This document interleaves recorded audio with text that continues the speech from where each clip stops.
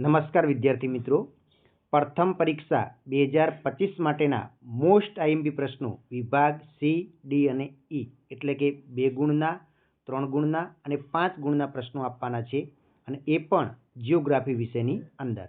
તો આપણી ચેનલ ઉપર હવે તમને પ્રથમ પરીક્ષા માટેના મોસ્ટ આઈએમપી પ્રશ્નો મળવા લાગશે અને બોર્ડની પરીક્ષાની જો તમે તૈયારી કરતા હો તો આપણી ચેનલને અચૂક સબસ્ક્રાઈબ કરી નાખો. તો ચાલો જોઈએ. એ પહેલાં એક તમને ખાસ વિનંતી છે કે સેક્શન એ અને વિભાગ બીના જો વિડીયો તૈયાર કરવા હોય, પ્રશ્નો તૈયાર કરવા હોય, એટલે કે વિભાગ એની અંદર તમારે 20 માર્ક્સના એમસીક્યુ પૂછવાના છે. તો એના માટે આપણી ચેનલ ઉપર ઓલ ચેપ્ટરના એમસીક્યુનો વિડીયો અવેલેબલ છે. એ વિડીયો તમે જોઈ નાખો તો પણ તમારું કામ થઈ જશે. આ વિડીયોની નીચે હું તમને લિંક આપી દઈશ. અને વિભાગ બી માટે તમે દરેક ચેપ્ટર 1 થી 8ના તમારે જે ટૂંકા પ્રશ્નો છે એ તૈયાર કરવાના રહેશે. તો ચાલો આપણે જોઈએ. શરૂઆત કરીએ છીએ 5 ગુણના પ્રશ્નોની. હવે આની અંદર તમારે કુલ 7 પ્રશ્નો આપેલા હશે. 7માંથી 5 પ્રશ્નો લખવાના છે, એટલે 25 માર્ક્સના પ્રશ્નો અને 5 માર્ક્સના નકશા. આમ થઈ અને વિભાગ ઈ તમારે 5 ગુણના પ્રશ્નોનો 30 માર્ક્સનો રહેશે. હવે આની અંદર પ્રથમ પરીક્ષા માટેના મોસ્ટ આઈએમપી પ્રશ્નો આપણે જોઈએ તો પહેલો પ્રશ્ન છે, માનવ ભૂગોળના અભ્યાસના અભિગમો જણાવી કોઈ એક અભિગમ વિશે માહિતી આપો. પછી વસ્તી ગીતતા પર અસર કરતા ભૌગોલિક પરિબળો જણાવી અને ભૌગોલિક પરિબળોની ચર્ચા કરો. ત્રીજું છે માનવ વિકાસ એટલે શું, તેના માપન વિશે સમજૂતી આપો. ચોથું વસ્તી ગીતતા પર અસર કરતા આર્થિક પરિબળોની ચર્ચા કરો. એના પછી છે પરિવહનનો અર્થ સમજાવી વિશ્વના મુખ્ય સડક માર્ગો વિશે જણાવો. વિશ્વના મહત્વના રેલ માર્ગો વિશે સવિસ્તાર નોંધ લખો. પછી ભારતના મુખ્ય આંતરિક જળ માર્ગો વિશે માહિતી આપો. એના પછી જોઈએ તો કે એક ગ્રામીણ વસાહત પર્યાવરણીય સ્થિતિ અને ભૌતિક સાંસ્કૃતિક અસરોને પ્રતિબિંબિત કરે છે સમજાવો. અને શહેરી વસાહત એટલે શું, તેના કાર્યકારિતાના આધારે પ્રકારો જણાવો. તો તમારે સેક્શન ઈ માટે 9 પ્રશ્નો અહીંયા આપેલા છે. એ ખાસ પ્રાયોરિટી આપી અને તૈયાર કરી લેવાના છે. ખાસ 2025 માટે ખૂબ અગત્યના પ્રશ્નો છે. એના પછી આપણે જોઈએ તો નકશાપૂર્તિની અંદર તમને આઈએમપી આપી દઉં તો નકશાપૂર્તિની અંદર જુઓ તો કે સૌથી ઓછું વસ્તી ધરાવતું રાજ્ય બતાવવાનું છે. નકશાપૂર્તિનો પણ વિડીયો આપણી ચેનલ ઉપર અવેલેબલ છે. તમે સર્ચ કરશો STD ભૂગોળ અને પાછળ નકશાપૂર્તિ લખી અને પાછળ તમારે વન ટચ એજ્યુકેશન લખશો એટલે તમને નકશો મળી જશે. તો આ આઈએમપી નકશાપૂર્તિ કઈ રહેવાની છે તો કે સૌથી ઓછી વસ્તી ગીતતા ધરાવતું રાજ્ય બતાવવાનું છે. પછી અરુણાચલ પ્રદેશ. પછી જ્યાં અમૂલ ડેરી આવેલી છે તે શહેર આણંદ. મુખ્ય વ્યાપારિક અને પરિવહન કેન્દ્ર. વધુ વસ્તી ધરાવતું રાજ્ય ઉત્તર પ્રદેશ. સૌથી વધુ સાક્ષરતા ધરાવતું રાજ્ય કેરળ. સૌથી ઓછી સાક્ષરતા ધરાવતું રાજ્ય બિહાર.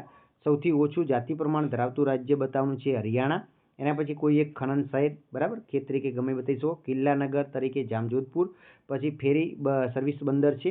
હીરાકુંડ બંધ યોજના ક્યાં આવેલી છે અને રાષ્ટ્રીય ધોરીમાર્ગ નંબર 5 કયા શહેરમાંથી પસાર થાય છે એ અટક સ્થાન સાથે તમારે નકશાપૂર્તિમાં બતાવવાનું છે. એના પછી આપણે વાત કરીએ તો સેક્શન ડીની અંદર હવે વિભાગ ડી જે છે એ તમારે 24 માર્ક્સનો રહેશે. એટલે કે એની અંદર કુલ 12 પ્રશ્નો આપેલા હશે અને 12માંથી તમને જે આવડે તે 8 પ્રશ્નો લખવાના રહેશે. તો 3 ગુણના મોસ્ટ આઈએમપી પ્રશ્નો જોઈએ તો પહેલો છે માનવ ભૂગોળના અભિગમોની તુલના કરો. બીજું છે નિશ્ચયવાદ વિચારધારાની ચર્ચા કરો અને નિશ્ચયવાદ અને સંભવવાદ વિચારધારા વચ્ચેનો તફાવત સ્પષ્ટ કરો. પછી ઉદ્યોગોનું વર્ગીકરણ આપી ગૃહ ઉદ્યોગની સમજ આપો. ખનન એટલે શું, તેના પ્રકાર જણાવો. પછી વ્યાપારિક પશુપાલન વિશે ટૂંક નોંધ લખો અને ખેતી આધારિત આનુષંગિક પ્રવૃત્તિઓ જણાવો અને અસ્થાયી પશુપાલન અને વ્યાપારિક પશુપાલન વચ્ચેનો તફાવત આપો. એના પછી છે વિજ્ઞાન અને ટેકનોલોજી પાર્ક કોને કહેવાય છે, તે કયા શહેરમાં આવેલા છે. ઉચ્ચ સ્તરીય સેવાઓ જણાવો. પરિવહન સંબંધી સમસ્યાઓના ઉપાયો જણાવો. હવાઈ માર્ગનો વિકાસ જણાવો. પછી દક્ષિણ એટલાન્ટિક જળમાર્ગ વિશે ટૂંક નોંધ લખો. સુએઝ નહેર વિશે ટૂંકમાં માહિતી આપો.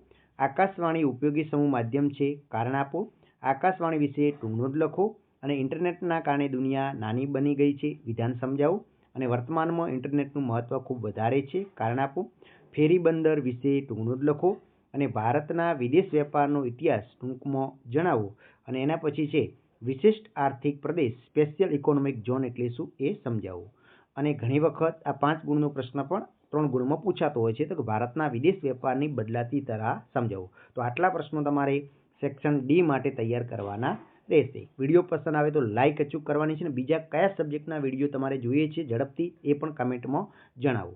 તો આગળ આપણે સેક્શન સીની વાત કરીએ 2-2 ગુણના પ્રશ્નો, તો આની અંદર પણ કુલ 12 પ્રશ્નો આપેલા છે. એમાંથી તમને જે આવડે તે 8 પ્રશ્નો લખવાના છે અને સેક્શન સી તમારે 16 માર્ક્સનું રહેશે. તો આની અંદર જોઈએ, માનવ કલ્યાણલક્ષી અભિગમ સમજાવો, વર્તનલક્ષી અભિગમ એટલે શું, પ્રાકૃતિક પર્યાવરણ અને સાંસ્કૃતિક પર્યાવરણ વચ્ચેના તફાવતના 2 મુદ્દા જણાવો, ખનન એટલે શું, તેના પ્રકારો, દ્વિતીયક પ્રવૃત્તિના લક્ષણો આપો, ઇન્ફોર્મેશન ટેકનોલોજી એટલે શું, તેનો અર્થ, પછી ઇન્ટરનેટના કારણે વિશ્વમાં અનેક નવા પરિવર્તનો થઈ રહ્યા છે, કારણ આપો, તૃતીયક પ્રવૃત્તિના ઉદાહરણો આપી સમજાવો, સ્વર્ણિમ ચતુર્ભુજ રાષ્ટ્રીય ધોરીમાર્ગ યોજના શું છે, પછી વિશ્વના ધોરીમાર્ગોના ફક્ત નામ જણાવો, આધુનિક યુગમાં રેલમાર્ગો ખૂબ ઉપયોગી સાબિત થયા છે, શા માટે, વ્યક્તિગત સંચાર તંત્રના સાધનો જણાવો. એના પછી છે BSNL દ્વારા કઈ કઈ સેવાઓ પૂરી પાડવામાં આવે છે, દૂરદર્શન સૌથી વધુ અસરકારક સમૂહ માધ્યમ છે, શા માટે, બંદરોને આંતરરાષ્ટ્રીય વેપારના પ્રવેશદ્વાર શા માટે કહેવામાં આવે છે, ગેટની સમજૂતીના મુખ્ય ધ્યેયો કયા કયા છે, અને ઓપેક સંગઠનનો હેતુઓ જણાવો, અને વસાહત એટલે શું, વસાહતોનું વર્ગીકરણ કરો, અને ભારતમાં શહેરી વસાહતના માપદંડો કયા કયા છે એ જણાવો. તો આટલા પ્રશ્નો તમારે સેક્શન સી માટે તૈયાર કરવાના છે. આઈ હોપ કે આ વિડીયો તમને પસંદ આવ્યો હશે. ફરી મળીશું નવા વિડીયો સાથે. જય હિન્દ, જય ભારત.